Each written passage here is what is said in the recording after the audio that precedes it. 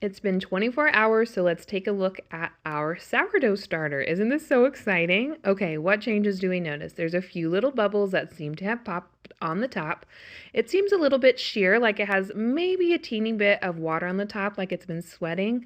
Maybe a few little bubbles around the edge. I don't know if those are from my stirring or not. It hasn't risen any, but it's in great shape. It's a little bit looser than it was yesterday. Do you see when I tilt it? It just is a little bit loose. It's not overly wet. It's a little bit wet though from that shine on the top. And so today I'm just going to add to it. It doesn't smell like much. It's just kind of there. See how it's thinned out just a little bit, but it's not overly thin. That's just my observation for my starter today. So I'm going to add my 50 grams of flour, my 50 grams of water. I didn't feel like you needed to watch me measure these.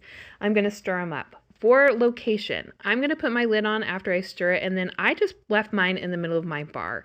You're going to want to avoid places that are too hot, too cold, too drafty, and have direct sunlight. Sourdough starter really likes to be between 70 and 75 degrees, though it's not that fussy. So if your house is a little cold, put it somewhere warm. If your house is a little hot, kind of put it in the shade or in the corner where it's a little bit cooler. So it's not very fussy. The location, you can just put it where you're going to watch it. I like to be able to see it throughout the day because I think that that's fun and it reminds me to feed it. So you have lots of options.